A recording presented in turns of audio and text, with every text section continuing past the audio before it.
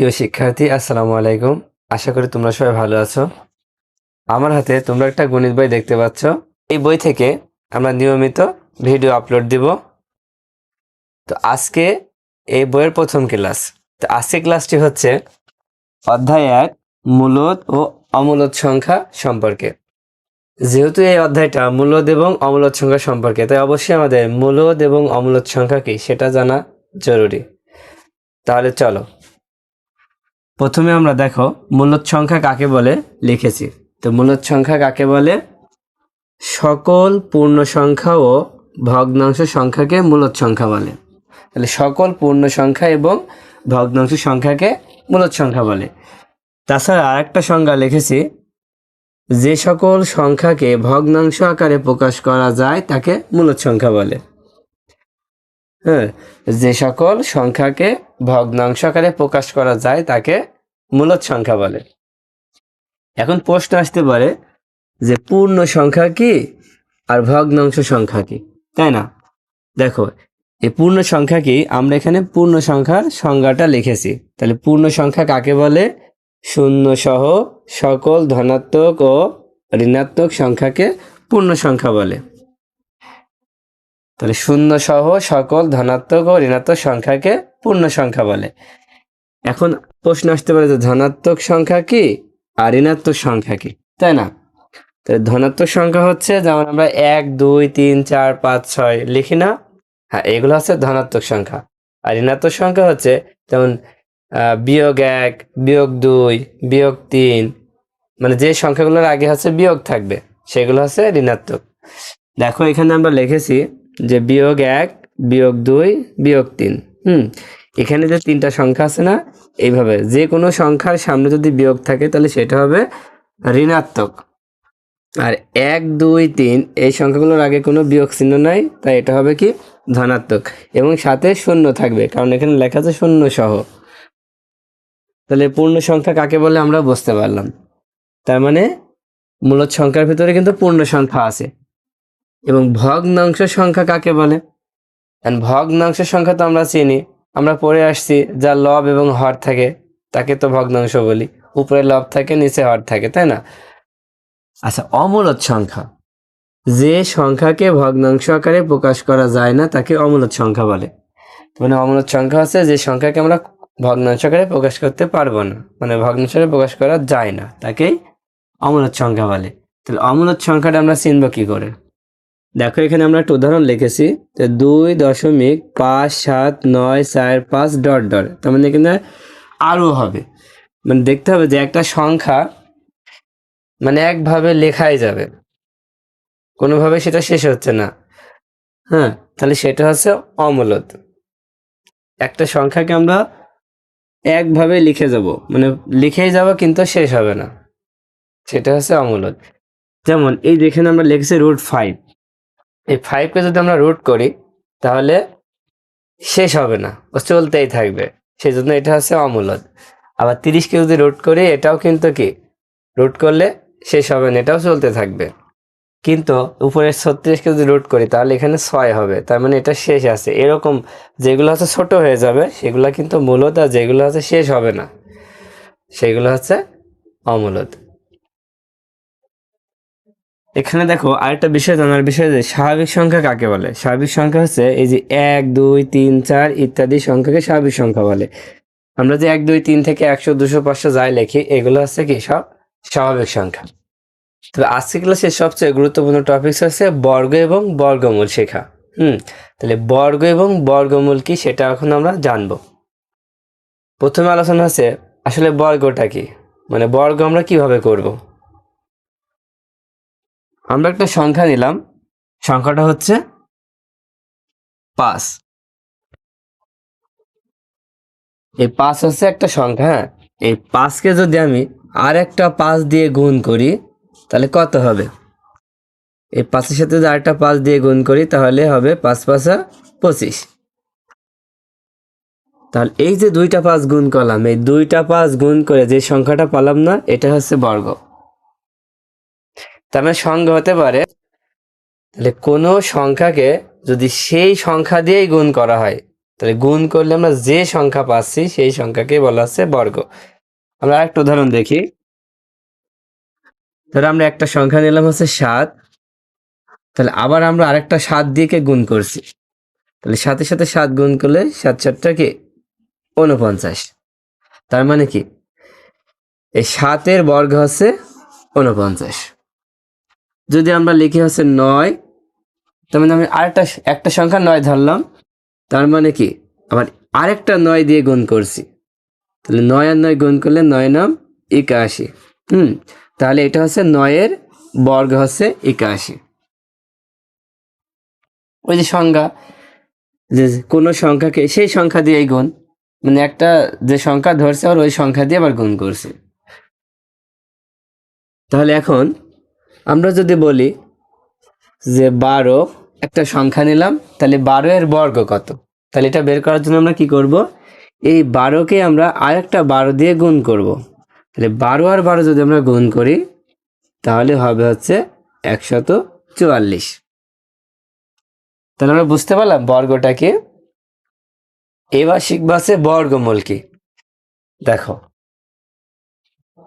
আমরা যে উপরে যে কটা সংখ্যা পাইছি না, যেমন প্রথমটা পেয়েছিলাম 25, তাহলে এখন যদি আমি লিখি যে 25-এর বর্গমূল। আচ্ছা, বর্গমূলে কিন্তু একটা চিহ্ন আছে, চিহ্নটা কেমন, এই চিহ্নটাকে বলা হয় বর্গমূল, একে আমরা কি রুট বলি। হ্যাঁ, এটার নাম হচ্ছে বর্গমূল। এখন এই চিহ্নটা যেখানে থাকবে সেটাকে আমরা বর্গমূল করব। তার মানে এই চিহ্নের ভিতরে আমরা 25 লিখে দিলাম। তাহলে 25-এর বর্গমূল কত হবে, মানে বর্গমূলের রূপ হচ্ছে এমন। হ্যাঁ, একে এখন বর্গমূল করতে হবে। তাহলে এটা আমরা কিভাবে করব, তাহলে এখানে কত আছে 25, তাহলে এই 25-কে আমরা লসাগু করব। 25-কে যদি আমরা এভাবে লসাগু করি তাহলে 5 দিয়ে দিতে হবে, তাহলে 5 আর 5 কি হবে 25। 5 দিয়ে 25-কে ভাগ করলে আমরা আরেকটা 5 পাচ্ছি, তাই না? তাহলে আমরা কয়টা 5 পাচ্ছি, 2টা 5 পাচ্ছি। এই 2টা 5 মানে এক জোড়া 5 থাকলে আমরা নিব হচ্ছে একটা 5, মানে একটা জোড়ায় একই সংখ্যা 2টা থাকলে আমরা একটা নিব। তার মানে এই একটাই হচ্ছে এর বর্গমূল। তাহলে 25-এর বর্গমূল হচ্ছে 5। এবার আমরা একটা বড় সংখ্যার বর্গমূল করে দেখি কিভাবে। যে 66-এর বর্গমূল, তাহলে 66-এর বর্গমূল যদি করতে হয় তাহলে বর্গমূল মানে আমরা কি বললাম, এই যে এই ধরনের একটা চিহ্ন। হ্যাঁ, এটাকে কি চিহ্ন বলে, রুট চিহ্ন, মানে বর্গমূলের চিহ্ন এটা। এখন কতকে করতে হবে, 66-কে, তাই এখানে আমরা 66 লিখে দিলাম। এখন 66-কে যদি বর্গমূল করি তাহলে কত হবে, এটা তো আমরা বলতে পারছি না। দেখো, এটা বের করার জন্য এই 66-কে আমরা একটু লসাগু করি। 66 যেহেতু জোড় সংখ্যা হলে 2 দিয়ে যাবে, 2 দিয়ে 66-কে ভাগ করলে হবে 32।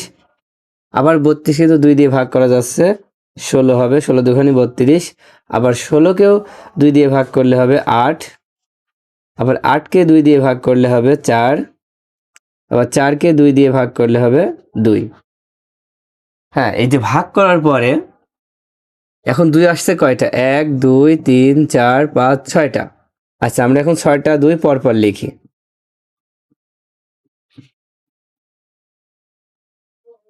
তো 6টা 2 লেখার পরে এখন এটাকে আমরা জোড়ায় জোড়ায় ভাগ করে ফেলি, 2টা মিলে এক জোড়া বানাবো। হ্যাঁ, 2টা করে ভাগ করার পরে এবার কি করব, প্রত্যেক জোড়া থেকে একটা করে নিব 2।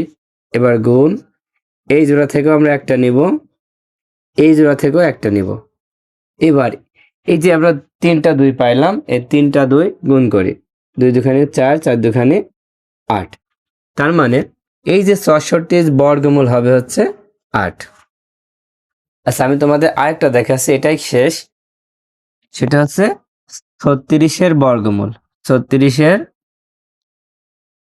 বর্গমূল, 36-এর বর্গমূল মানে হচ্ছে এই বর্গমূলের চিহ্ন দিয়ে ভিতরে আমরা 36 লিখব।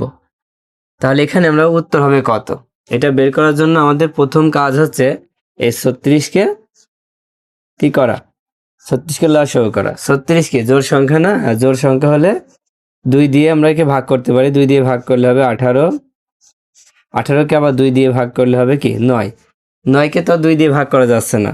9কে কত দিয়ে যাচ্ছে? 3 দিয়ে। তাহলে 3 3 9। এখানে কিন্তু আর হচ্ছে না। এবার কি করব?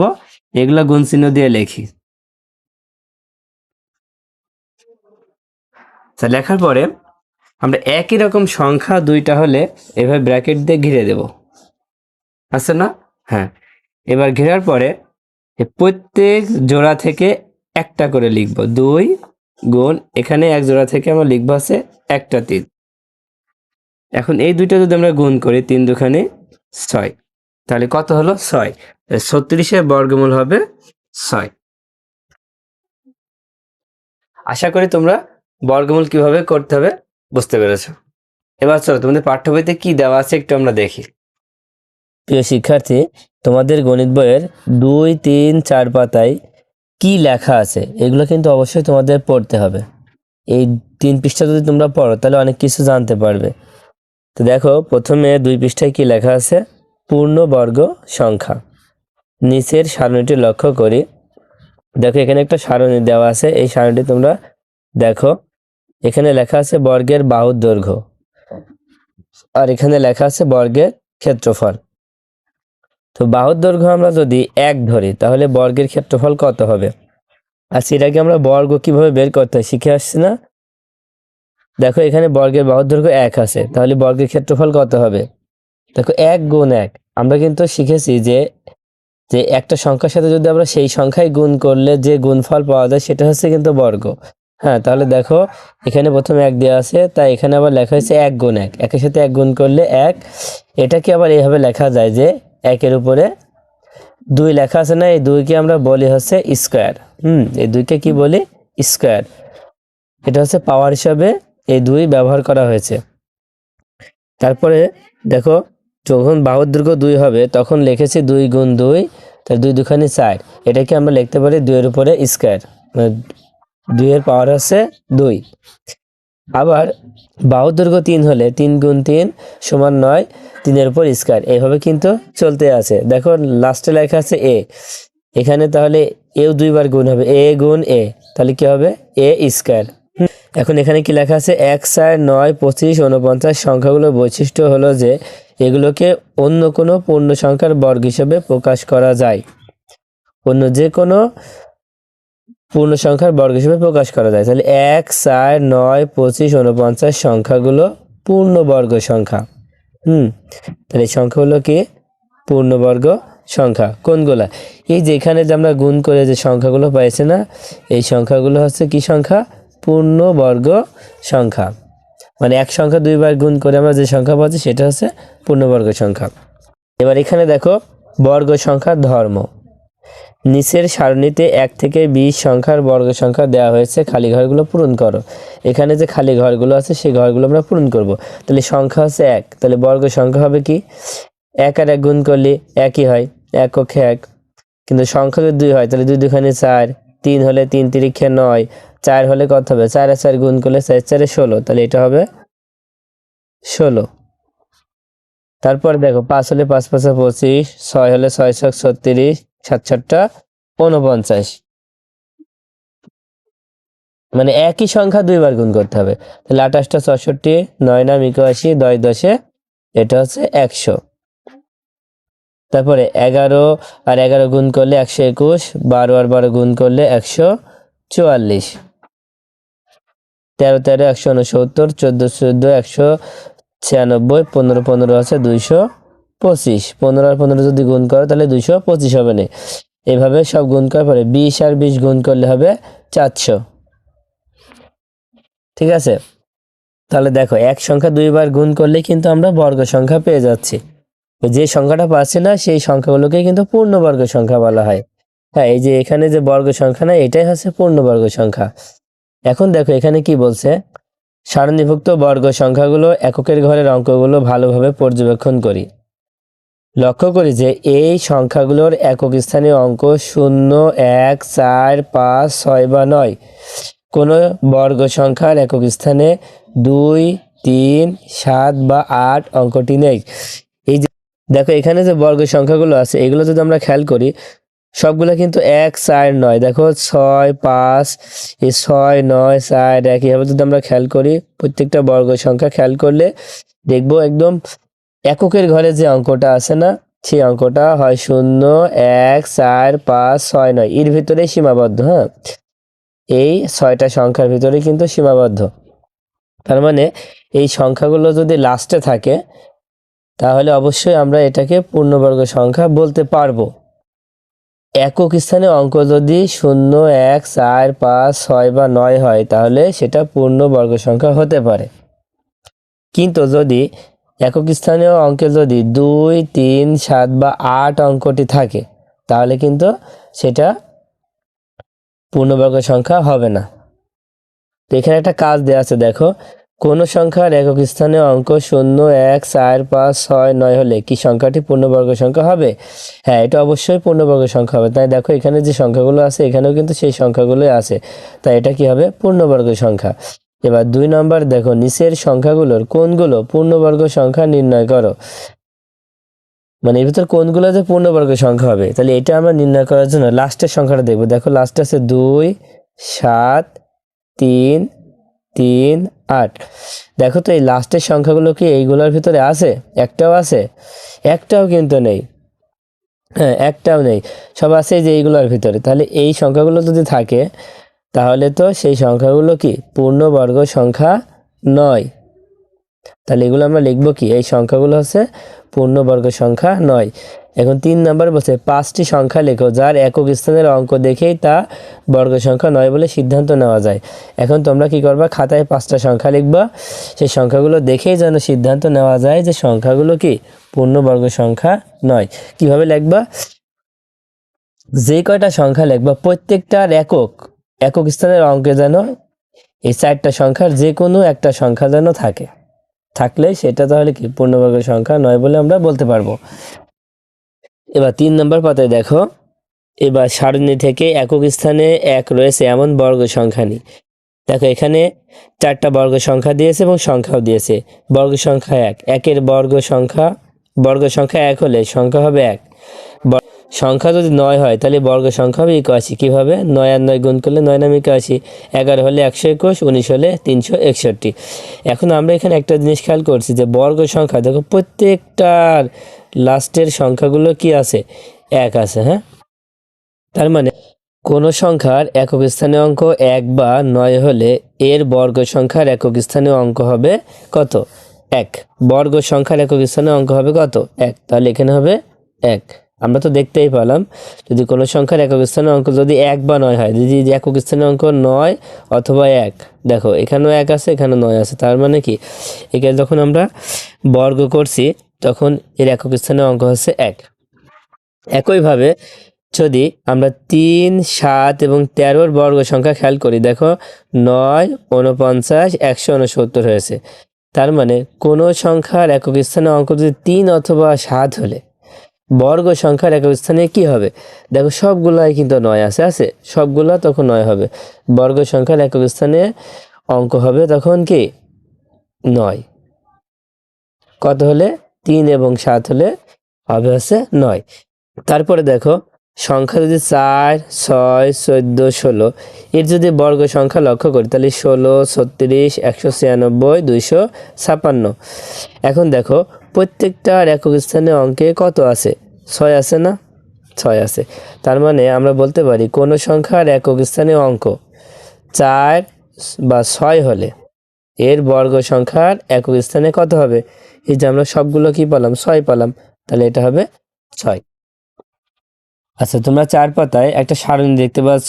দেখো লেখা আছে নিচের বর্গমূল সহ কয়েকটি পূর্ণ বর্গ সংখ্যার তালিকা দেওয়া হলো। এবার হচ্ছে আমরা বর্গ সংখ্যা দেখব আর বর্গমূল দেখব। কিভাবে? দেখো বর্গ সংখ্যা যদি 1 হয় তাহলে বর্গমূল কত হবে? 1 হবে।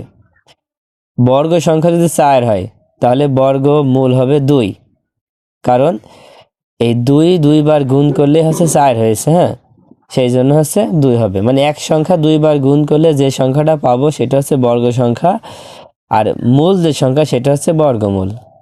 যেমন এখানে 9, 9 পাই আমরা 2টা 3 গুণ করে, 3 তিরিক্ষে 9, তাই 3 হচ্ছে বর্গমূল। 16 হলে 4 4 16, তাই 4 হচ্ছে বর্গমূল।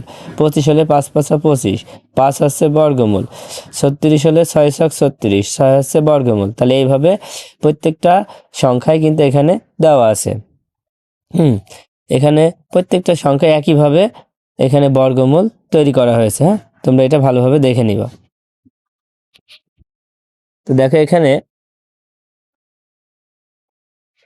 বর্গমূলের চিহ্ন বলে একটা শব্দ দেওয়া আছে। তো বর্গমূল প্রকাশের জন্য আমরা এই চিহ্নটা ব্যবহার করি। এই চিহ্নটার নাম হচ্ছে রুট চিহ্ন। হ্যাঁ, একে আমরা রুট বলি। তাহলে 25-এর বর্গমূল বোঝাতে লেখা হয় √25।